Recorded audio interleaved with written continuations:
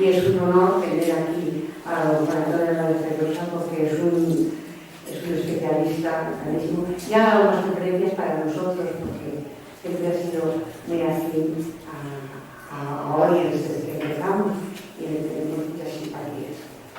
Les voy a leer un poco su trayectoria de currículum. Es doctor en Filología Clásica por la Universidad de Oviedo, es catedrático de Lingüística Indoeuropea de la Universidad Complutense de Madrid, profesor titular de Lingüística Indoeuropea de la Universidad Complutense de Madrid, director del Instituto Universitario de Ciencias de las Religiones de la Universidad Complutense, director del Departamento de Filología Griega y Lingüística Indoeuropea también de la Universidad Complutense. Luego sus áreas de estudio y de interés son hititas, religión de los indoeuropeos, religión eslava precristiana, religiones iranias, morfología indoeuropea, lingüística eslava y antiguo eslavo. Grupos de investigación, textos religiosos de la antigüedad y mundo clásico y de Oriente Próximo. Y publicaciones, bueno, algunas, es autor de muchos artículos científicos y varios libros, pero bueno. Por ejemplo, los oráculos de Histaspes y la literatura apocalíptica irania, publicada en 2018. Del Indo al Egeo, Relaciones Culturales y Lingüísticas en el interior del Imperio Aqueménida, publicada en 2017. La educación de la realeza y la nobleza persa, autorreflexión y reinterpretación griega, publicada en 2015. El sueño de Jerjes, vestigios de un ritual de sustitución real, publicada en 2011. Edición de textos mágicos de la antigüedad y de la Edad Media, publicada en 2010. Como veis, tiene un currículum de nuestro invitado de hoy muy importante y vamos a disfrutar mucho de su conferencia. Te agradecemos profundamente que esté aquí, porque además ha sido así un poco de repente, y te damos las gracias por haber venido y estar con nosotros esta tarde. Muchísimas gracias, querida Cruz, por la presentación tan cariñosa.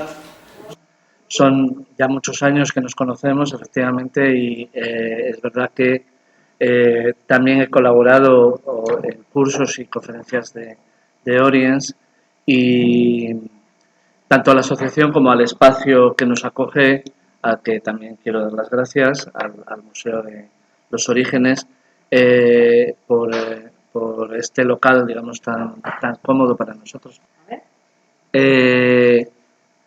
que nos acoge y que a mí me gusta particularmente bien. Como muy bien ha dicho Cruz Sánchez, este tema en principio lo iba a dar Berta González Saavedra, pero tiene un problema familiar, y en realidad es lo que vamos a exponer aquí son los resultados de un proyecto que hemos tenido durante 3 años, oficialmente durante 3 años, pero en la realidad más tiempo, porque se nos ha cruzado la pandemia por el medio y ya, digamos, todas estas cosas, las dimensiones temporales de estos últimos años siempre hay que redimensionarlas. Entonces hemos trabajado mucho los dos, y en realidad, pues un poco lo que vengo a contar son cosas relativas a un tema que no es tan conocido del ámbito del Oriente cercano, porque, por así decirlo, normalmente se suele entender que los estudios de la orientalística tradicional, es decir, la siriología convencional, tal como la entendemos entre las disciplinas académicas, sobre todo desde la definición del concepto en la Universidad Alemana del siglo XIX, más o menos viene a terminar con el Imperio Aqueménida, es decir, que los imperios, los sucesivos imperios de Irán, es decir, el Imperio Aqueménida, el Imperio Arsácida o Imperio Parto y el Imperio Sasánida quedan, por así decirlo, en una dimensión rara que no se sabe dónde está. Es si está entre la historia antigua, en el caso del Imperio Sasánida, claramente en el mundo tardoantiguo, pero claro, realmente están en una indefinición extraña y claramente tienen raíces de carácter próximo oriental, es decir, ahora vamos a ver cómo la justificación de la soberanía por parte de los reyes del Imperio Parto tiene un de sus raíces clarísimamente en un concepto de la soberanía que es de corte netamente próximo oriental. Bien, para centrar un poco entonces, como verán, el tema y el lugar, el Imperio Parto es una entidad política que sucede a la ocupación, al Imperio Seleucida, que no deja de ser, digamos, los restos de la ocupación macedonia, de la ocupación de Alejandro de esta zona, del antiguo Imperio Aqueménida. Es decir, es una especie de independencia nueva de Irán después del dominio de la dominación griega. Surge, como ven, a mediados del siglo III a.C. y dura hasta el primer cuarto del siglo III después de Cristo, es decir, está a caballo entre las eras y coincide, como pueden ver, con un periodo muy importante de la historia de Roma, que es pues, el final de la República y las primeras dinastías imperiales importantes, ¿no? La extensión geográfica es algo menor que la del Imperio Aqueménida, porque no llega a controlar Anatolia, no controla Siria-Palestina ni Egipto, es decir, no llega a tener esa dimensión casi universal que tenía el imperio tal como lo configura Darío el Grande, pero sí que se asienta firmemente en zonas, digamos, que exceden el marco estrictamente iranio, es decir, Mesopotamia, Armenia, evidentemente la altiplanicie de Irán y en buena medida las antiguas satrapías de Asia Central, Margiana, Partia, Aria, Drangiana, es decir, prácticamente con la frontera con la India, que también formaron parte del Imperio Aqueménida. Es decir, es un imperio muy grande, no tan grande como el Aqueménida, ni tan grande como va a ser posteriormente el Sasánida, pero es una entidad política importante. Y entonces, de lo que vamos a hablar es de qué medida esta entidad, que conocemos muy mal, y por eso, digamos, todavía los proyectos de investigación tienen sentido, porque realmente este tipo de cosas las conocemos mal, se constituye como una entidad política tan importante como el Imperio Romano. Y efectivamente, en definitiva, termina hablando, digamos, comienza siendo una especie de aliado del Imperio, o bueno, aliado sui generis, ahora veremos cuál es la definición, y luego se convierte en el enemigo por antonomasia del Imperio. Bien, ¿cómo conocemos el Imperio Parto? Pues, como os digo, muy mal, porque realmente tenemos muy poca fuente interna. Es decir, hay muy pocos textos que realmente provengan del interior del Imperio y nos cuenten cosas, digamos, de sustancia histórica.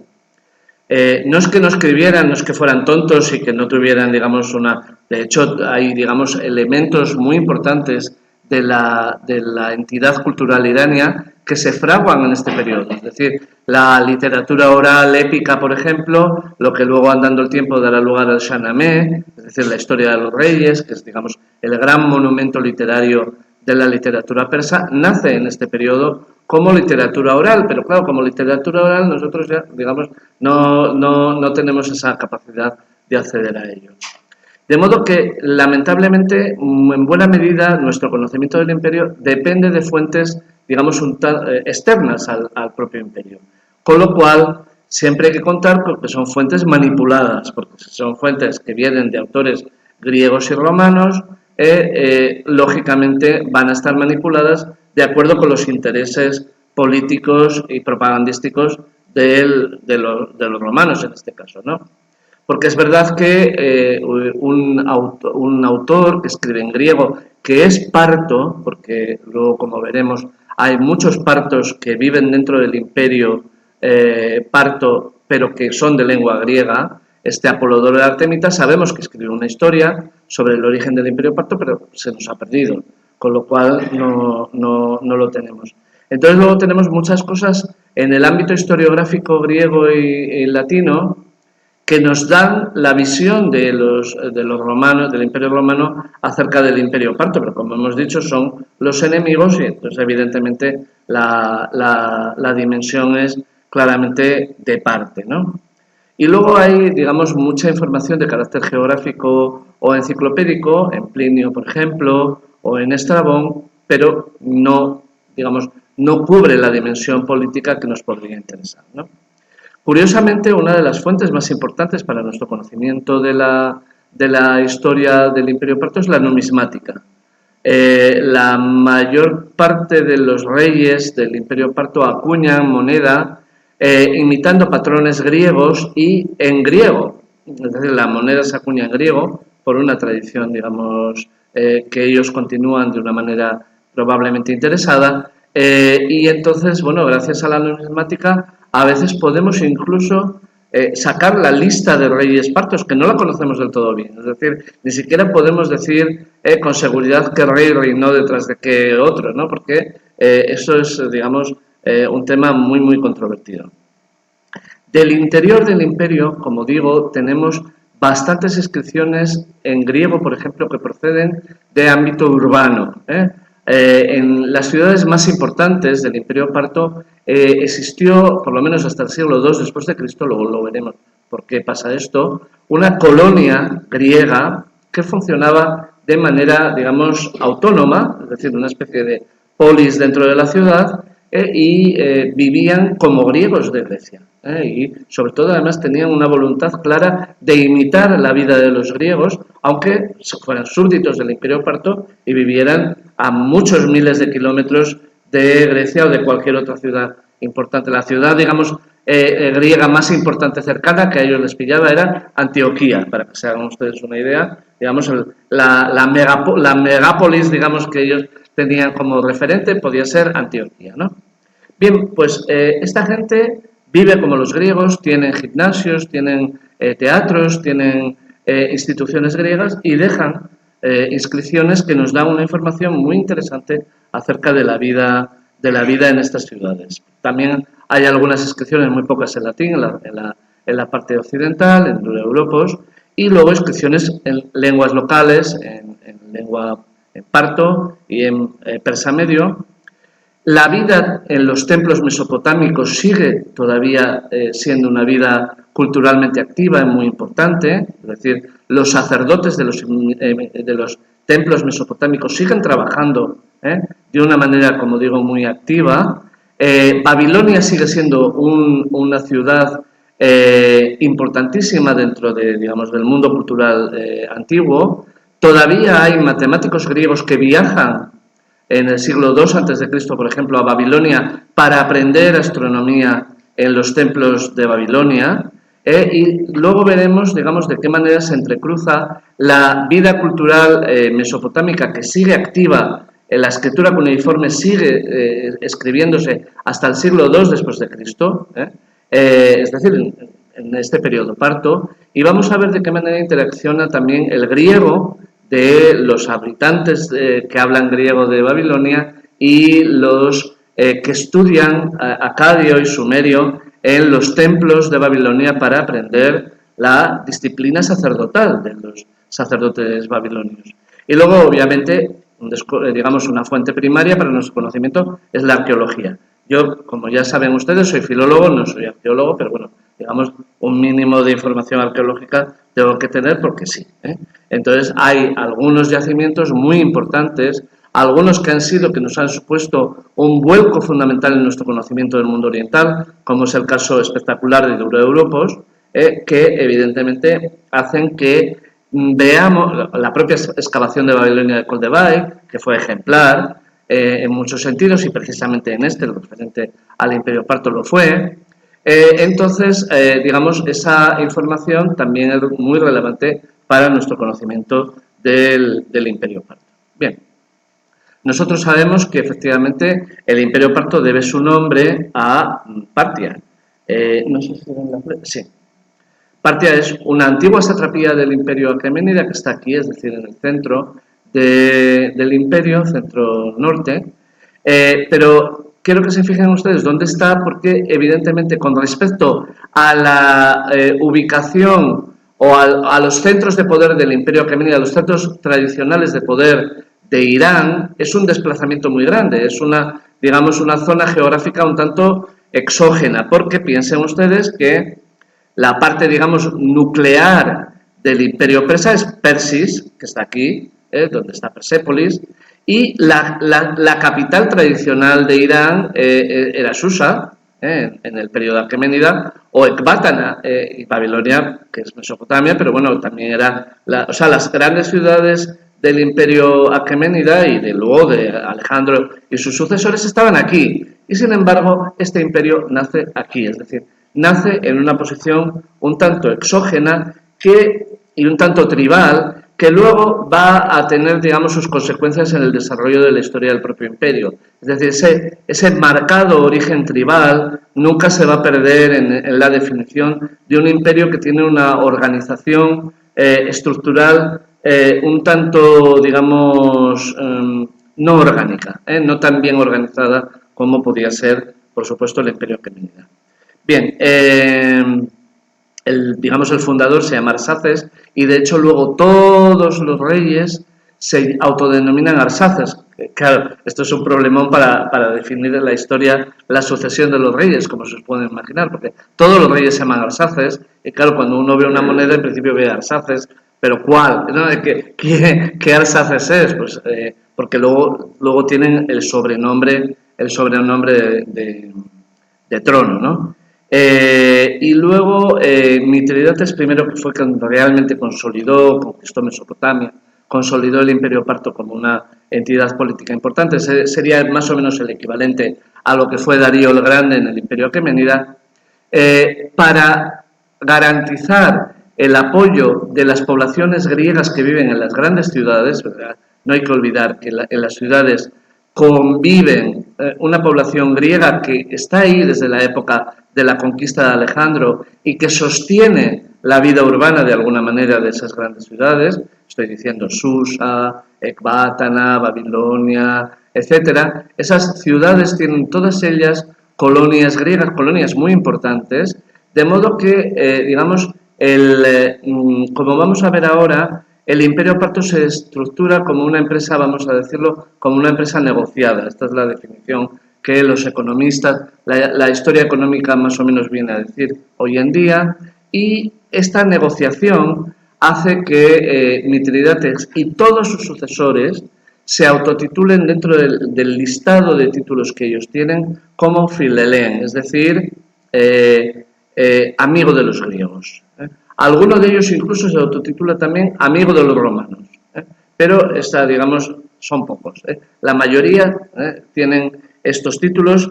Les leo, esta es la leyenda que tiene esta moneda de Mitridates I. Ven el corte netamente griego del retrato del rey, es decir, esto está imitando claramente una moneda de época seleucida, con la diadema, etcétera. La divinidad que aparece en el reverso es claramente Apolo, con un desnudo, digamos, heroico, típico, y el griego se lee bastante bien. Luego ya, avanzando el tiempo, cada vez se lee peor, pero dice, gran rey, Arsaces, amigo de los griegos. Esta es la titulatura que Mitridates I selecciona. Otros seleccionan titulaturas más complicadas, pero, digamos, el núcleo de la titulatura, y como verán, no es mucha la información, pero es suficiente para que nosotros desarrollemos una teoría historiográfica importante. Bien, Mitridates II es el que, digamos, orienta la expansión del imperio hacia zonas más occidentales, es decir, Ayavene, Ordienes, Roene, y el gran problema que van a tener con los romanos, como vamos a ver ahora, que es Armenia. Es decir, la expansión de Mitridates se concentra en estas zonas, es decir, lo que hoy en día es el norte de Irak, la zona que ahora mismo es más o menos independiente, bajo control kurdo, y estas zonas, digamos, son las que abren paso al control de la antigua Armenia. Piensen que Armenia en la antigüedad era mucho más grande de lo que es ahora. Ahora es un país caucásico, pero en aquella época era un país muy importante.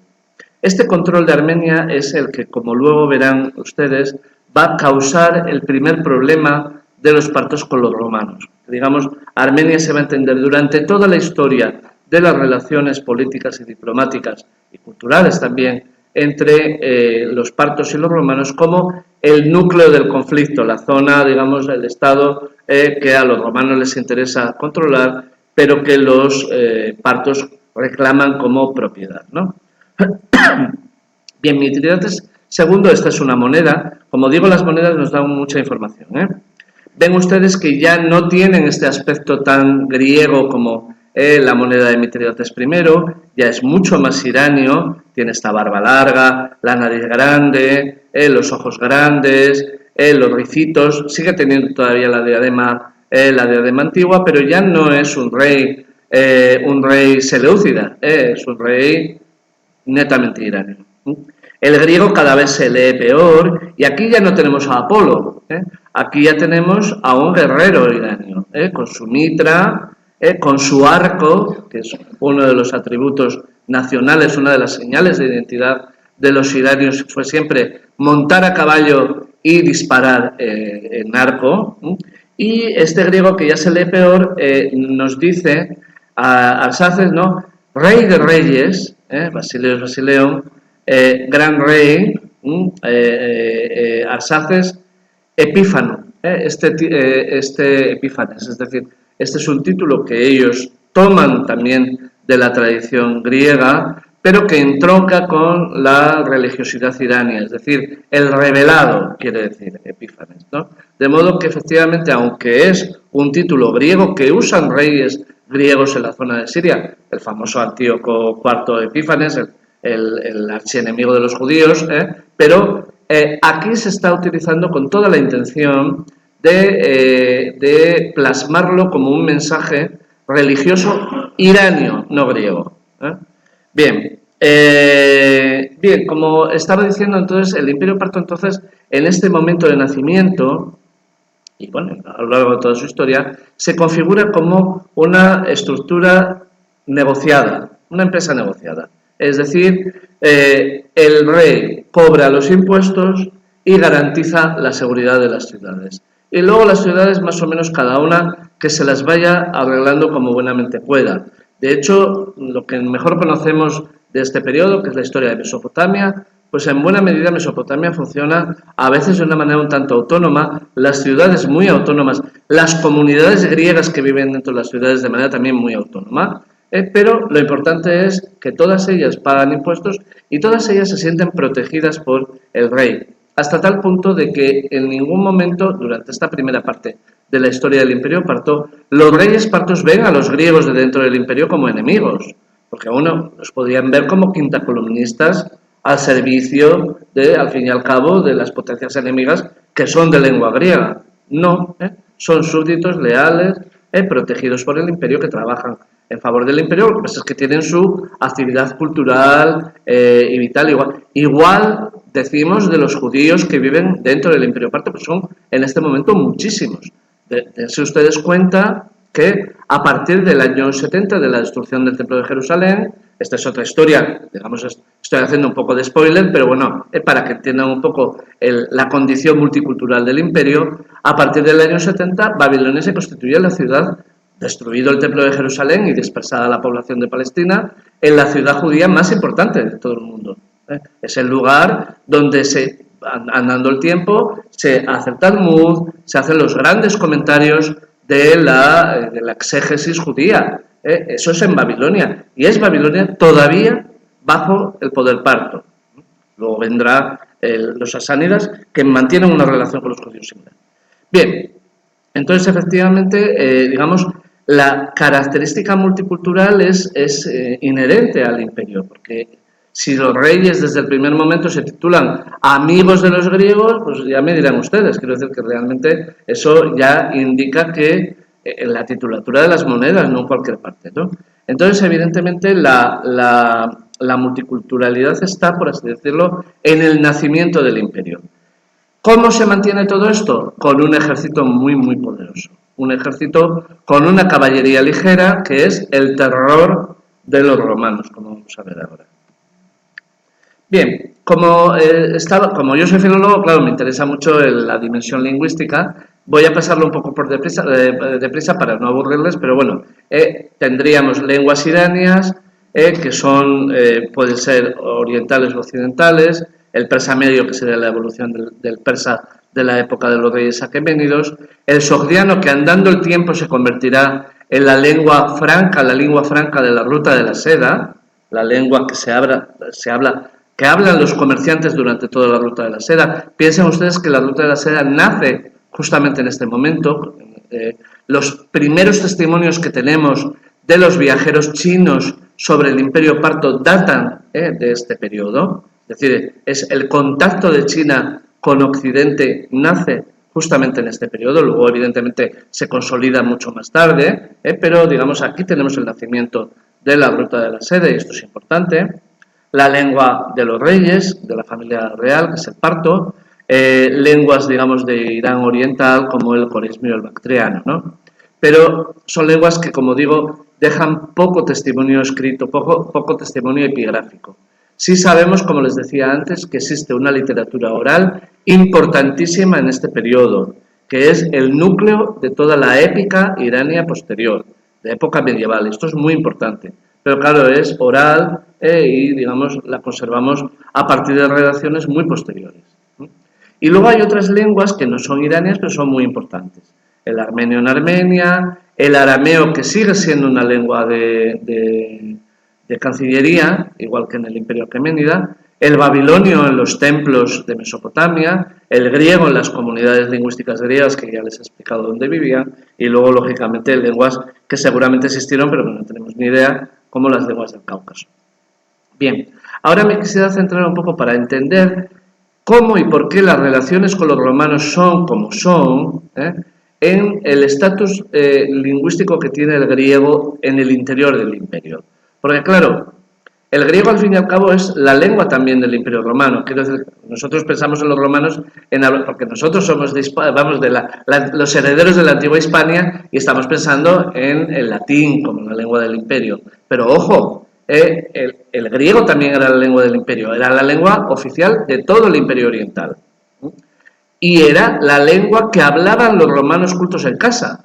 Es decir, yo siempre lo digo en clase porque a los alumnos les hace mucha gracia, pero la famosa frase de tú también, Bruto, hijo mío, que le dice César en el momento en el que le están asesinando, sabemos positivamente que la dice en griego.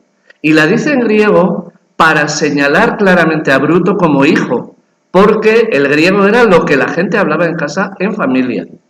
Es decir, los romanos cultos, en su casa lo que hablaban era griego, no latín. El latín se utilizaba en el Senado, en el foro, etcétera, pero en las familias ricas, las familias poderosas, hablaban griego en su casa. En general, la ciudad de Roma era una ciudad bilingüe. Esto lo sabemos muy bien, pues cosas como, por ejemplo, las catacumbas. En las catacumbas hay el mismo número de inscripciones en latín que en griego, más o menos. Si echamos las cuentas, al 50%. ¿Por qué? No es porque los cristianos tuvieran como lengua litúrgica el griego, que sí, es verdad. Es porque realmente la gente hablaba griego, digamos, en el mismo nivel, en el mismo plano de igualdad en la ciudad de Roma. No digo en un sitio como Hispania, lógicamente lo que se hablaba era latín. Bien, a lo que voy. Entonces, el griego, igual que sucede en Roma, era la lengua de las élites del imperio. Y esto lo sabemos, ahora vamos a ver un testimonio que es muy claro. Es decir, lo que hablaban los reyes partos en su casa era griego. Igual que podía hablar Julio César con su señora. Es decir, realmente esa era, digamos, la marca más clara que nosotros tenemos para saber que una lengua es una lengua de prestigio. Y esto es algo que para los lingüistas es muy importante. ¿Cuál es la lengua de prestigio? Hoy en día lo sabemos, quiero decir que los que vivimos en la academia estamos obligados a publicar en inglés. ¿Por qué? No porque queramos, es porque realmente lo necesitamos para, digamos, dotar de un prestigio a nuestras publicaciones que de otra manera no tendrían. Esto es lo que llamamos una lengua de prestigio y en el caso del Imperio Parto está claro que es el griego. Y esta es la razón por la que ellos acuñan sus monedas en griego, hablan en griego en la familia y en las élites, Una parte de la documentación legal del imperio se nos ha transmitido en inscripciones en griego porque los reyes, cuando se dirigen a las comunidades griegas, no hablan en parto porque, digamos, los griegos desprecian, digamos, cualquier lengua que no sea el griego, y el rey se tiene que dirigir a ellos para arbitrar. Por ejemplo, tenemos una inscripción de la ciudad de Susa en la que se nos dice arbitra el rey y arbitra en griego, porque si no, no le harían ni caso, ¿no? Y las inscripciones, por supuesto, griegas, ¿no? Fíjense en este testimonio que era el que os comentaba antes, ¿no? Filóstrato nos cuenta en la vida de Apolonio de Tiana que cuando llega Apolonio, que es una especie de hombre divino, es una figura muy interesante para conocer el universo religioso del siglo II, después de Cristo, se entrevista con un rey, con el rey Bardanes en Babilonia. Y entonces le dice, bueno, ¿qué te tengo que hablar? ¿Necesito un intérprete o hablas algo de griego? Y te dice, no, le dice el otro, hablo perfectamente griego. ¿Tú qué te piensas que soy? ¿No? Es decir, que realmente hablar griego era la sensación de orgullo identitario. Fíjense que los ciudadanos de Babilonia en un momento dado, no les quiero abrumar con muchos datos, porque como esto, claro, como resultado de un proyecto de investigación tengo muchísimo material, pero bueno, hay un momento dado en que sabemos que contratan a un filósofo muy importante de Grecia para que vaya a enseñar a Babilonia, y entonces el otro, bueno, les dice que no, que un delfín no puede nadar en una palangana, pero bueno, la historia es que ellos pueden pagar a un tipo como este. Y hay un poeta griego, que conocemos solamente por un fragmento, que dice, siempre que se mantengan firmes es un verso, ¿no? La Hélade y Babilonia, hija de los dioses, nada menos. Es decir, equipara a Babilonia, a la Babilonia donde él vive, con Grecia, y Babilonia no es cualquier cosa. Antes les hablaba de la relación que se daba entre los que estudiaban la sabiduría ancestral de los sacerdotes mesopotámicos en los templos. Piensen que todavía el Esagila está funcionando en esta época en Babilonia.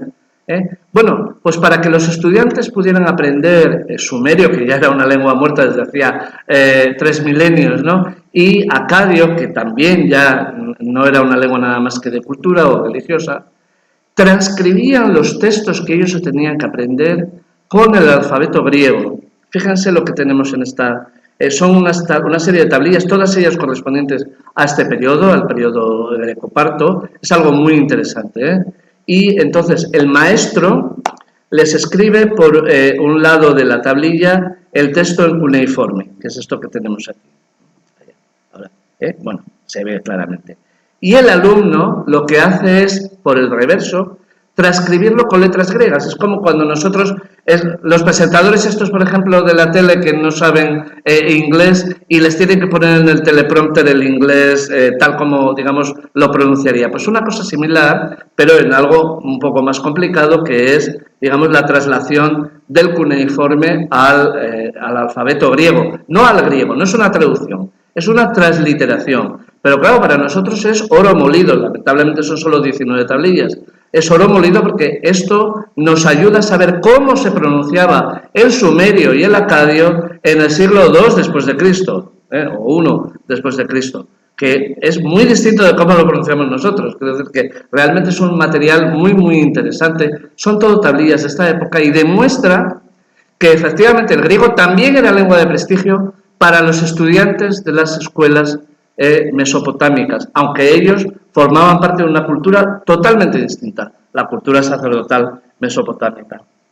Bien, creo que tengo que ir un poco, me enrollo muchísimo, perdonen, voy un poco más deprisa. Bien, ¿qué imagen tenían los romanos de los persas antes del primer contacto? Pues una imagen muy convencional. Nosotros tenemos una comedia de Plauto que se titula El persa, en el que lo único que tenemos es estereotipos que vienen de la tradición griega. Los persas son ricos, los persas son un poco extravagantes, pero no son enemigos. De todas maneras, es, como digo, un conocimiento completamente ajeno. No es como, por ejemplo, les pongo un ejemplo para que lo entiendan bien. Plauto escribe otra comedia que se llama el Poenulus, es decir, el pequeño cartaginés. Y en esa comedia nos deja textos en cartaginés de verdad. Es decir, los semitistas pueden reconstruir el púnico en buena medida gracias a las tiradas absurdas, porque son, claro, comedia latina, ¿no?, que Plauto incluye en el Poenulus. Sin embargo, en el persa no hace nada parecido, porque no tienen un conocimiento directo. Este va a llegar por primera vez con este gran hombre que es Sila. Sila, esta figura tan controvertida de la historia romana, es el primero que entra en contacto formal en Oriente con una embajada de los partos. Una embajada además muy posibilitada. Sila, digamos, era muy partidario de la Realpolitik y lo que viene a decir es, bueno, vosotros estáis ahí al otro lado del Éufrates, nosotros a este lado del Éufrates, todos muy amigos, no vamos a entrar en ningún conflicto. Para este lado del Éufrates es todo zona de control nuestro, al otro lado vosotros, y nos vamos a llevar bien. Y además de eso, los historiadores muy interesadamente nos cuentan que en esa entrevista que se hace en un puente, bueno, es un aparato, digamos, diplomático muy complejo, en un puente, para encontrarse en el medio y que no sea, que sea zona de nadie, algo así como lo que hacía Felipe IV y Luis XIV con la isla de los Faisanes, una cosa parecida. Pues los dignatarios partos llevan consigo sacerdotes de su religión, que es lo que los griegos y romanos llamaban magos, y los magos le hacen un pronóstico vital, seguramente serían algunos de ellos sacerdotes mesopotámicos, un pronóstico vital a Sila a través de su su horóscopo y de la fisionomía. Saben ustedes que los propios autores romanos nos decían que Sila tenía una apariencia un tanto atigrada. Este busto probablemente es de Sila, precisamente por eso. Parece que tenía los colmillos grandes y tenía, digamos, unos rasgos un tanto felinos. Y le predijeron que su vida sería, digamos, que tendría mucho éxito. Claro, a los romanos esto les encantaba y, bueno, pues el hombre se fue contentísimo, ¿no? Entonces, bueno, son ellos los que piden, digamos, la amistad del pueblo romano y en el 96 se establece que la frontera va a ser el Éufrates.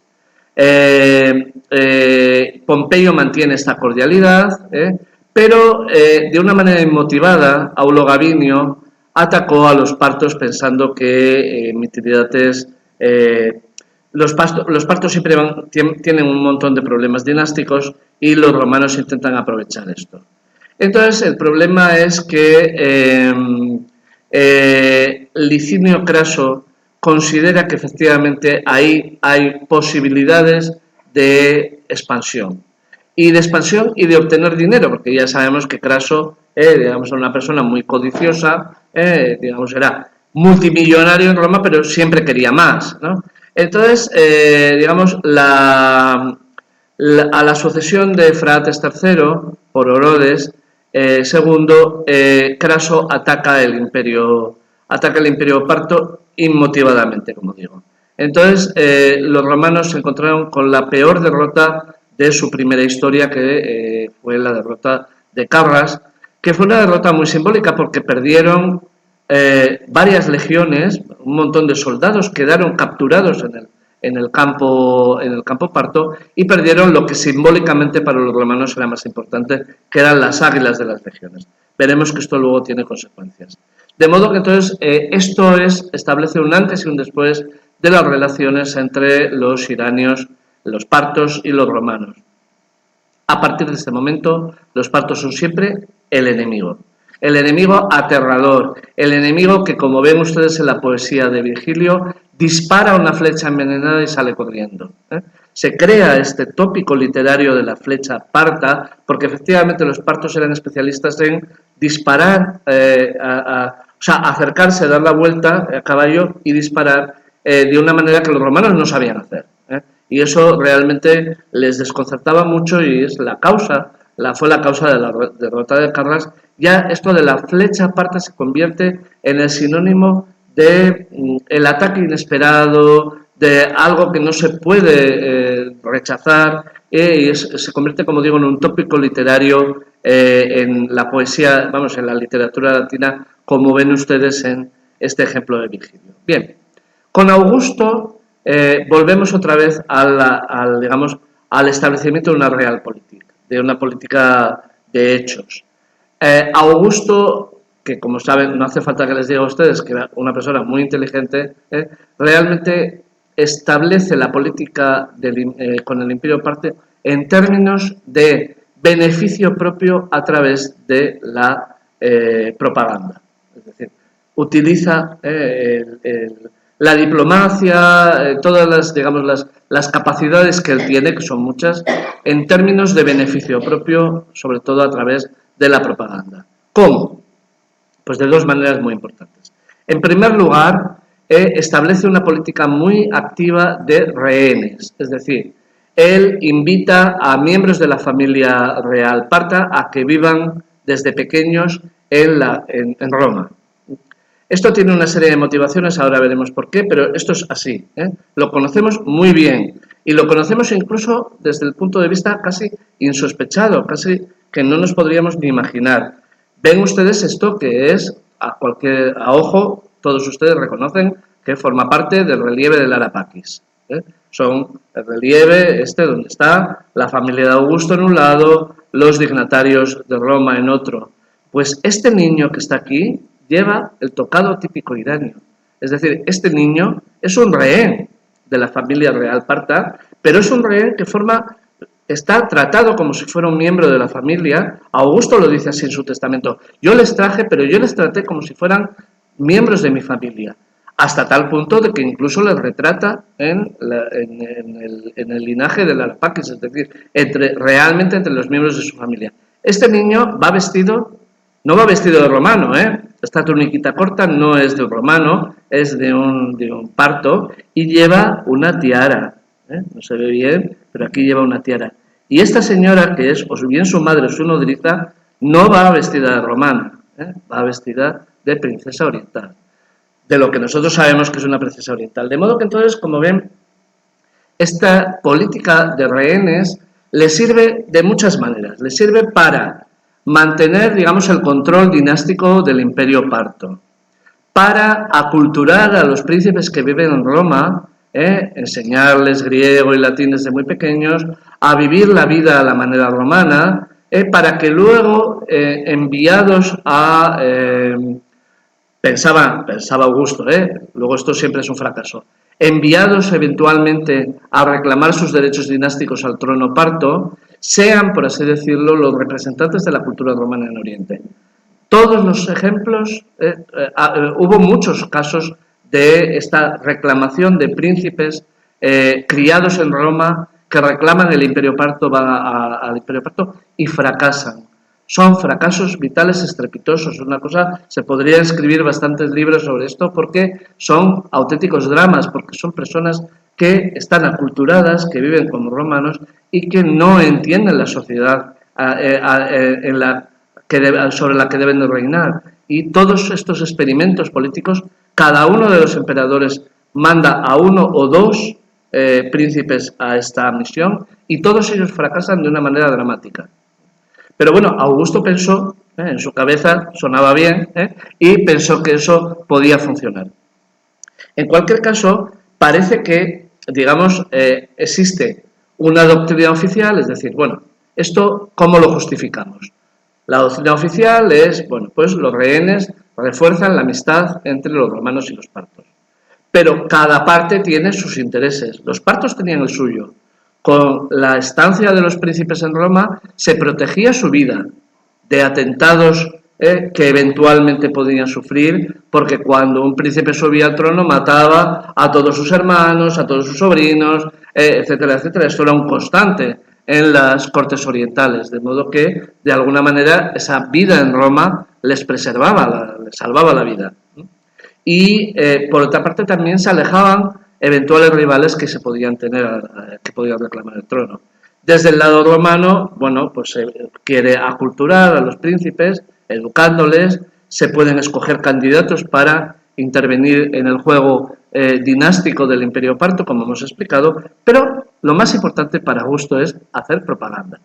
Y lo hemos visto, esto del Ara Pacis no es casualidad, esto es propaganda de Augusto. Todavía más llamativa es la propaganda que él hace con la restitución de los estandartes.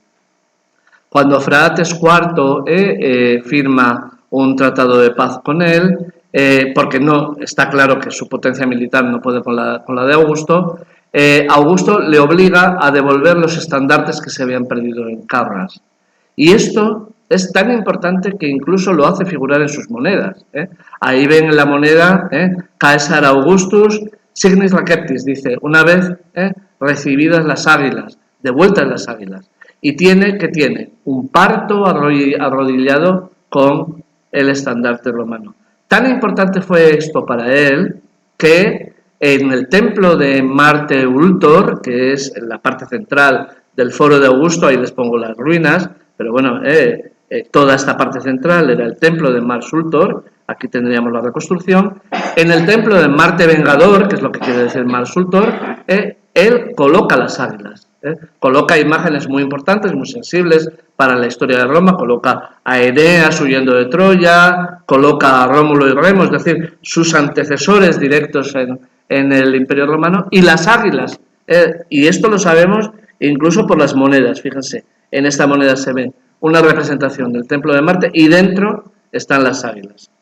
Él mismo lo dice, yo les obligué a devolverme los estandartes y 3 legiones. Además de eso, pues tenía a los hijos de Phraates IV viviendo en Roma.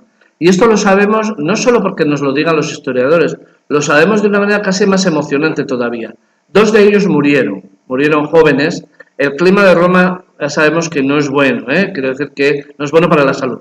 El paludismo fue endémico hasta los años 30 del siglo XX. En general, Roma era una máquina de picar carne. Roma recibía más población externa de la que nacía realmente, porque moría muchísima gente. Bien, pues 2 príncipes de la familia imperial arsácida mueren en Roma y les hacen un enterramiento romano. Sabemos que es una tumba de estas en forma de tambor, porque la inscripción tiene esa curvatura propia de la tumba de tambor. Se pone una inscripción en latín, fíjese hasta qué punto estaban aculturados los 2 príncipes, y se les reconoce hijos de Phraates, y se reconoce a Phraates la titulatura real que los reyes iranios quieren tener, rey de reyes, la titulatura que para ellos era más importante de todas, porque era la que les reconectaba con el imperio aqueménida, con Darío, Jerjes, etcétera, y la que les hacía sentirse que ellos eran la continuación histórica directa, salvando, digamos, el trauma de la invasión de Alejandro y de la ocupación seleucida. Ellos eran los descendientes directos de Darío el Grande. De modo que Seraspadanes, el pobre, y Rodaspes, que murieron jóvenes en Roma, son hijos de Phraates, que es rey de reyes. Del Arsaces, ellos, como les digo, Arsaces lo utilizan como nombre propio y como título. Bien, a partir de Calígula y Nerón tenemos una relación un poco distinta entre los príncipes partos y los emperadores romanos. No es solo porque Calígula y Nerón sean muy particulares, hay también, digamos, mucha propaganda contra ellos.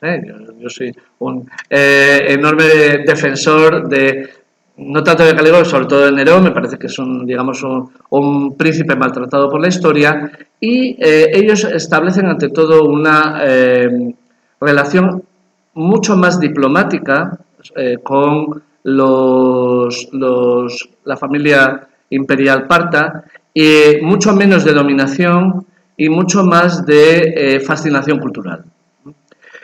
Calígula tiene una relación muy particular con el príncipe que le toca a él, por así decirlo. Ya hemos dicho que Tiberio, Claudio, cada uno tiene su candidato al trono, cada uno tiene su príncipe que está viviendo en Roma. El príncipe que vive con Darío y que debe ser amigo íntimo de él, deducimos según las fuentes, se llama Darío. Esto lo sabemos por esta inscripción, no la voy a comentar con mucho detalle. Esta inscripción está en Nemi, lo cual que era uno de los lugares predilectos de Calígula, lo sabemos por los famosos barcos que aparecieron en el fondo del lago de Nemi, que eran barcos, digamos, de gran aparato y de fiestas que Calígula hacía en el lago. Como el templo tenía unas vagas raíces mitológicas orientales, el príncipe debía de tener ahí algún vínculo, digamos, de carácter cultural, Darío. Pero sobre todo Darío forma parte del gran aparato de propaganda que Calígula hace en su corto reinado, que es el famosísimo puente de barcas que establece entre el palacio de verano, las grandes villas de la costa de Bayas, esto es el famoso golfo de Pozzuoli, en palabras de Calígula, el golfo más bonito del mundo. Hoy en día está un poco más degradado, pero sigue siendo muy bonito. Entre Bayas, la villa imperial estaba aquí, y Pozzuoli, Puteoli, que era uno de los grandes puertos de Italia en este momento que estaba aquí. Parece ser que él hace un puente de barcas, una festividad con una especie de fuegos artificiales, que dura 2 días, incluso le tira a los amigos al agua, porque él era graciosito. Y entonces el puente está destinado a representar la misma hazaña que hace Jerjes, fíjense, el archienemigo de los griegos, al diseñar el puente de barcas que sirve para cruzar con su ejército el Helesponto. De modo que Calígula, en vez de tomar como modelo a alguien occidental, a alguien, digamos, de la tradición romana, va y toma como modelo a un rey iranio, ya el colmo, a Jerjes, además, que estaba como una cabra. Quiero decir que realmente el hombre tenía, digamos, una dimensión propagandística en su cabeza muy particular. Bien, para justificar que él es el nuevo Jerjes, lleva a su lado todo el rato en esa celebración al príncipe Darío, al príncipe que él, de modo que entonces esta relación de la familia Parta en Roma es de índole netamente propagandístico, como ven. Y ya el caso máximo es el que sucede durante el reinado de Nerón. Nerón consigue un éxito diplomático muy importante que los historiadores opacan, que es colocar a un príncipe títere, este sí de verdad, en el trono de Armenia. Esto no lo había conseguido ni Augusto, ni Tiberio, ni Claudio. Calígula no le interesaba esto, ¿no? Él consigue realmente colocar a un príncipe títere, no un príncipe formado en Roma, pero sí un príncipe amigo, llamado Tiridates. Y este Tiridates admite que el trono se lo debe a Roma, y él lo admite hasta tal punto de viajar. Él, con toda la corte, por tierra, porque por barco tenía miedo, bueno, él decía que la religión se lo impediría, pero era que tenía miedo, viajar a Roma para que Nerón le coronase. Es decir, realmente se trata de un éxito diplomático inenarrable. Lo que pasa es que los historiadores lo cuentan de una manera muy torcida, porque lo que vienen a contar es que Nerón más o menos se humilló a los orientales. Realmente es al revés. Le recibe con unas festividades inmensas. Es el primer momento, él desembarca también en Puteoli, y las primeras fiestas las hace en Nápoles, y es, por ejemplo, el primer testimonio que tenemos de gladiadoras. El primer espectáculo que nosotros tenemos notificación histórica de mujeres de gladiadoras es la celebración que Nerón organiza en honor de Tiridates. Bien, le corona y le dice: Señor, yo soy tal, pero vengo a ti para adorarte como si fueras mi Dios, como hago con Mitra, ¿no? El destino que para mí hilas, mío será, tú eres mi fortuna y mi hado. Eso le dice el príncipe armenio a Nerón, no está nada mal. Es decir, que para ser un príncipe inepto y loco y todo esto, yo creo que realmente se trata de un éxito diplomático de gran envergadura. Bien, y no solo eso, el viaje de Tiridates a Roma tiene muchísimas otras consecuencias. No tengo tiempo para desarrollarlas todas, pero son muchísimas. Primera, coincide de la casualidad de que coincide con la aparición del cometa Halley. Esto de los iranios que viajan precedidos de una estrella, ya no digo más, pero les sonará a muchos de ustedes. Va acompañado de una comitiva de magos que, según Plinio el Viejo, inician a Nerón en su sabiduría. Es decir, Nerón está fascinado por la cultura oriental y quiere aprender la sabiduría de los magos. Y de hecho, muchos autores consideran que el mitraísmo, que como saben ustedes es una religión de salvación muy importante, que surge justamente en esta época, en Roma, seguramente en el puerto de Ostia y luego desde ahí se difunde a todo el Imperio Romano, nace como consecuencia del impacto cultural que los magos que viajaban, los sacerdotes, que viajaban en la comitiva de Tiridates, tuvieron en el imaginario colectivo romano. Y esto es algo realmente muy importante. A la vuelta, reciprocidad. Fíjense ustedes este templo que tenemos ahí, que está en Armenia, en Garni, se han viajado ustedes porque siempre lo enseñan, es una preciosidad. Este templo, dedicado a Mitra, es la consecuencia cultural del viaje de Tiridates, es decir, es la vuelta, la devolución de este impacto cultural de lo romano en Armenia. Bien, ya voy terminando porque, digamos, a partir de ahora ya tenemos, digamos, el declive de las relaciones. A partir del año 70, de la caída de Nerón, de la dinastía Flavia, las relaciones se convierten puramente en relaciones de carácter belicoso, por los dos lados. A los romanos ya no les interesa para nada esta fascinación cultural por Oriente, no. A los iranios tampoco. Se acaba la presencia griega seguramente en las ciudades del Imperio Parto. No sabemos de qué manera, pero ya no tenemos inscripciones en griego a partir del siglo II. No sabemos si fue un genocidio, no sabemos si es que aquellos griegos dejaron de hablar griego, lo cual es raro, pero lo cierto es que a partir de este momento ya no hay esa presión cultural de lo griego y el rey Vologeses realmente empieza a acuñar monedas en las que sigue manteniendo el griego, pero también pone unas palabras en arameo, etcétera, ¿no?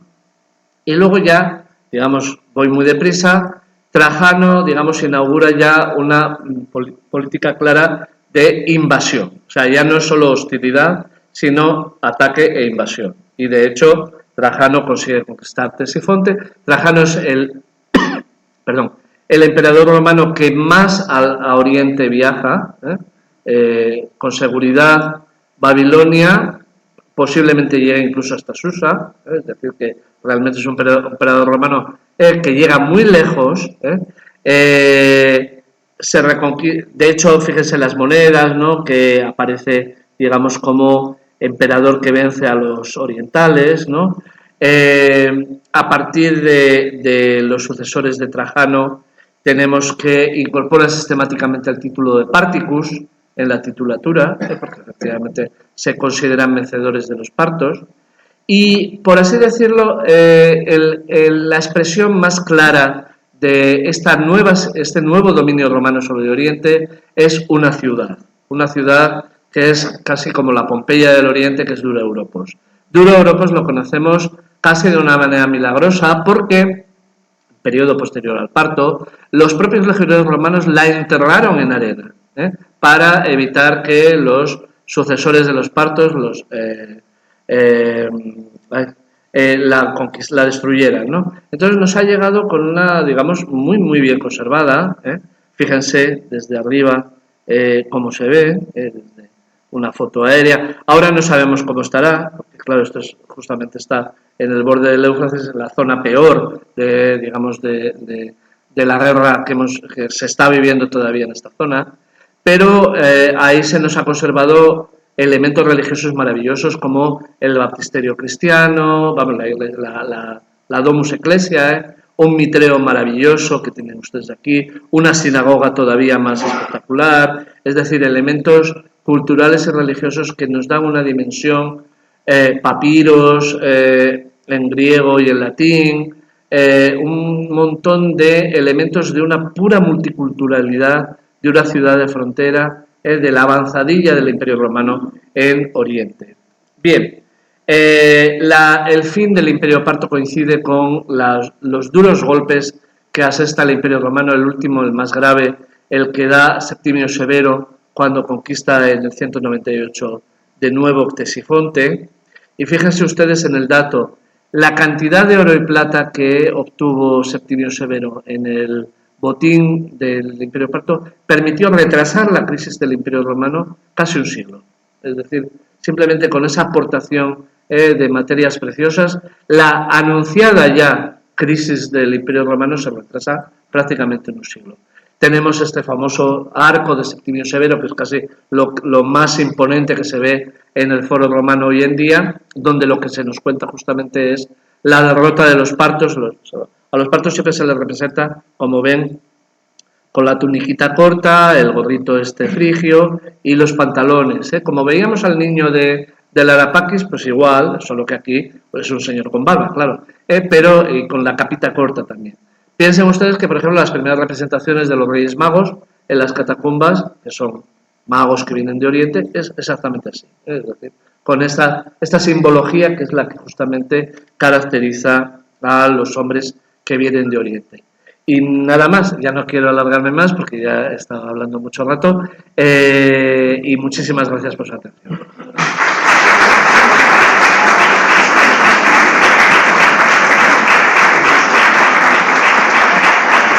Sí. Persépolis se supone que la quemó Alejandro. Sí. ¿Tuvo población en otra parte o no? No, Persépolis una vez que la quema Alejandro, porque el problema de Persépolis es que no era una ciudad, era un palacio.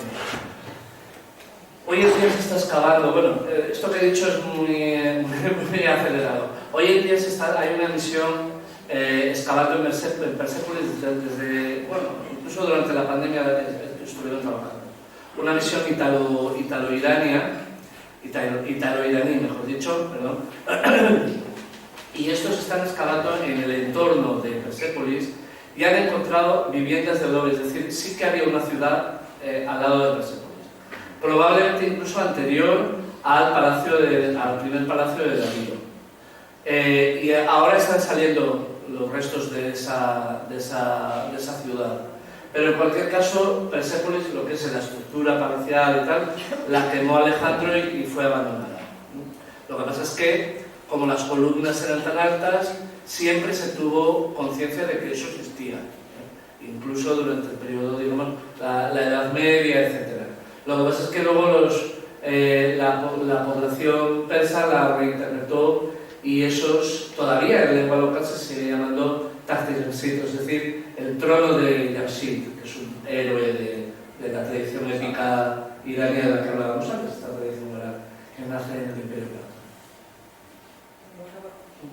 He creído entender que los romanos al principio se sentían atraídos, como fascinados por Oriente, y llegó un momento en que menos, que fue cuando ya se llevaban peor con los partos.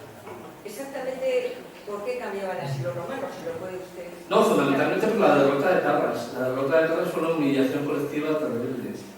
Hasta ese momento, en realidad, ellos no tenían un problema porque, digamos, los problemas eran, digamos, eventualmente por el control de Armenia. Es decir, estos ataques que hemos visto que podían suceder, etcétera, eran fundamentalmente por el control de Armenia y en el caso de los partos, por eventuales alianzas con los judíos de Jerusalén. Es decir, los partos fueron aliados durante bastante tiempo, hasta que luego cambiaron las tornas con Herodes, de los macabeos.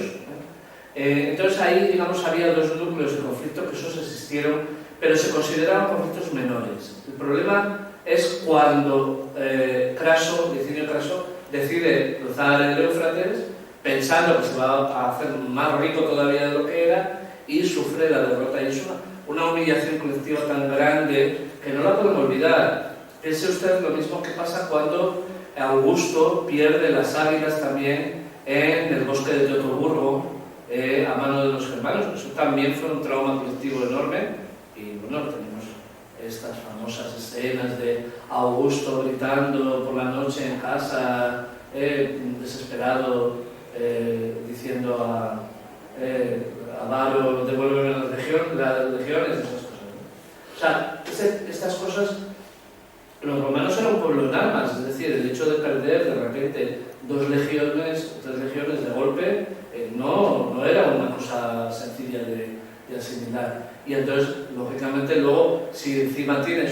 actividad propagandística intensa, como es el caso de Augusto, para demostrar que son aliados pero están bajo control, es decir, que la palabra amicitia quiere decir una cosa distinta de la que quiere decir realmente. Es decir, tú eres amigo, pero en realidad esa amistad es amistad bajo sometimiento, pues ya esa es digamos, el marco, por así decirlo, muy resumido, La cosa es más complicada.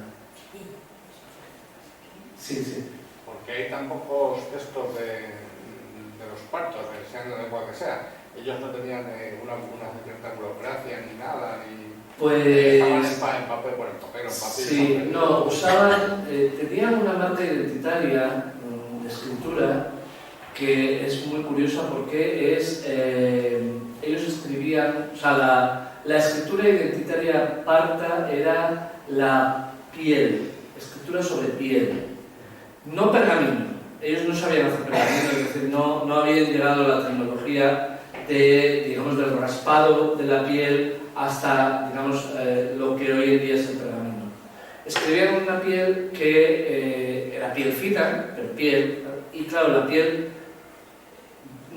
no sigue siendo un elemento orgánico, se descompone, se altera, etc. Nos han llegado algunos ejemplos de pieles partas escritas en griego o escritas también en parto, en las dos lenguas. Yo he trabajado sobre ellas, son contratos de compraventa de unas líneas que se salvaron milagrosamente porque se metieron en una jarra y aparecieron. Seguramente hay mucha más documentación que se ha perdido. Pero ese uso de la piel como escritura, como soporte de escritura identitario, está en la causa del germen de la destrucción. Porque, ya, como le digo, la piel no es pergamino. La piel es un elemento orgánico que se deteriora. Hay algunas pieles también que se han conservado en Europa por esa conservación de la arena, que hemos visto antes, en una sequedad muy grande, eso se puede conservar, pero de otra manera se pierde. Entonces, no es que no escribían seguramente en griego, en arameo, a veces en parto, pero al ser el soporte identitario la piel, probablemente por eso. Y luego inscripciones en piedra, los griegos nos dejaron muchas, pero los partos pocas. También por un motivo identitario, es decir, también porque digamos, la escritura en piedra, la epigrafía típicamente griega, era una marca de identidad griega. Sí. Las tablillas que nos ha mostrado, ¿qué es lo que cuentan? Son textos de aprendizaje. En concreto esto, por ejemplo, es un encantamiento para repeler un genio nocturno. Son textos que usaban los maestros. Este es un encantamiento, por eso tiene tantas palabras. Si se fija usted aquí, ve muchas palabras repetidas, porque es para, que, tal, o sea, es decir, si se acerca el genio de la... Son, como dirían los jóvenes de hoy en día, son textos un poco random, es decir, son textos un poco aleatorios porque en realidad son textos de aprendizaje. Son textos que por una cara escribe el maestro y por la otra el discípulo se hace la chuleta, no es la chuleta, es para saber cómo lo tiene que conocer. ¿Existe alguna edición en castellano del libro de los Reyes, de San Andrés de Trollosi, o todavía no? Incompleta. Sé que existe una entera que se ha publicado el año pasado, una entera en Teherán, en español, pero me consta que es una traducción del francés. Es decir, traducción completa y al español todavía no hay ninguna. Incompleta y directa alguna, y completa e indirecta una, pero quiere decir que no tenemos... Sí, es lamentable porque se trata de una gran obra de la literatura universal, pero bueno, así estamos.